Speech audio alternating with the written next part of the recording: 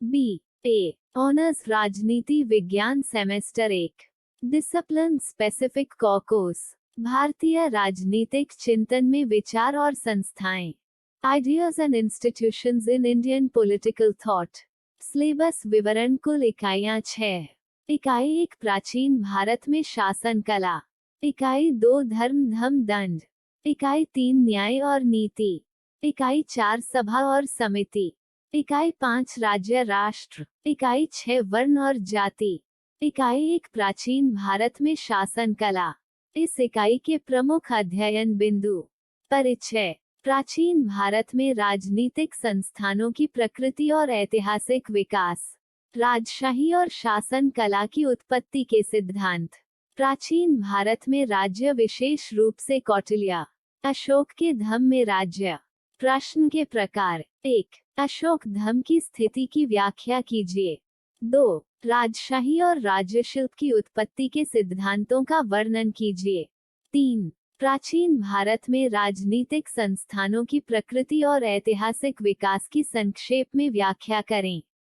4 कौटिल्य के आधार पर प्राचीन भारत में राज्य का आलोचनात्मक विश्लेषण करें इकाई 2 परिचय धर्म धम दंड इस इकाई के प्रमुख अध्ययन बिंदु धर्म धम और दंड का परिचय धर्म धम दंड का महत्व प्रश्न के प्रकार 1 भारतीय राजनीतिक चिंतन में धर्म धम दंड की व्याख्या कीजिए 2 प्राचीन राजनीतिक व्यवस्था में दंड के महत्व पर चर्चा कीजिए 3 प्राचीन राजनीतिक चिंतन में दंड की प्रकृति की व्याख्या कीजिए 4 धम्म पर अशोक के दृश्य का वर्णन कीजिए इकाई 3 न्याय और नीति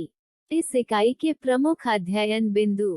प्राचीन भारत में न्याय और नीति प्राचीन भारत के विचारकों के अनुसार न्याय और नीति कौटिल्य का न्याय और नीति पर विचार न्यायाधीशों के चयन की प्रक्रिया मनु का न्याय और नीति पर विचार दंड संबंधी विचार न्याय की परिभाषा नीति और न्याय की अवधारणा रॉल्स द्वारा प्रस्तुत न्याय का सिद्धांत न्याय का द्वितीय सिद्धांत तुलनात्मक न्याय का आलोचनात्मक दृष्टिकोण सेन का न्याय का मॉडल और दर्शन प्रश्न के प्रकार 1 रॉल्स द्वारा प्रस्तुत न्याय के सिद्धांत पर चर्चा कीजिए तथा आदर्श न्याय पर टिप्पणी कीजिए 2 नीति और न्याय में अंतर स्पष्ट कीजिए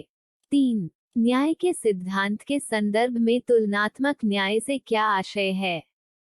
4 रॉल्स के न्याय के सिद्धांत का आलोचनात्मक अध्ययन कीजिए 5 सेन द्वारा प्रस्तुत किया गए न्याय के दर्शन पर प्रकाश डालिए इकाई 4 सभा और समिति उत्पत्ति एवं विकास इस इकाई के प्रमुख अध्ययन बिंदु सभा समिति सभा और समिति के मध्य संबंध वर्तमान जन प्रतिनिधि संस्थाओं से तुलना प्रश्न के प्रकार 1 वैदिक कालीन जनप्रिय संस्थाएं कौन कौन सी थी उनका विस्तृत उल्लेख कीजिए 2 क्या सभा और समिति वैदिक कालीन प्रतिनिधिक संस्थाएं थी वर्णन कीजिए 3 सभा और समिति की कार्य और शक्तियों का उल्लेख कीजिए 4 सभा और समिति की वर्तमान राजनीतिक संस्थाओं से तुलना कीजिए इकाई 5 राज्य राष्ट्र इस इकाई के प्रमुख अध्ययन बिंदु राज्य और राष्ट्र का अर्थ और परिभाषा राष्ट्र का उद्भव एवं विकास राज्य उद्भव एवं विकास प्राचीन भारत में राज्य अशोक के धम्म में राज्य मध्यकालीन युग आधुनिक युग प्रश्न के प्रकार 1 प्राचीन भारत में राष्ट्र और राज्य के विकास पर चर्चा करें 2 कौटिल्य के राज्य के सिद्धांत की चर्चा कीजिए 3 अशोक के धम्म से किस तरह की स्थिति उभरती है एन.ए. अकबरी में वर्णित राजशाही की संस्थाओं और प्रशासन का संक्षेप में वर्णन कीजिए इकाई 6 वर्ण और जाति इस इकाई के प्रमुख अध्ययन बिंदु भारत में वर्ण व्यवस्था का उद्भव वर्ण व्यवस्था का विकास और स्वरूप भारत में जाति व्यवस्था परंपरागत सिद्धांत नस्ल आधारित सिद्धांत राजनीति आधारित सिद्धांत व्यवसाय आधारित सिद्धांत विकास आधारित सिद्धांत जाति व्यवस्था की प्रमुख विशेषताएं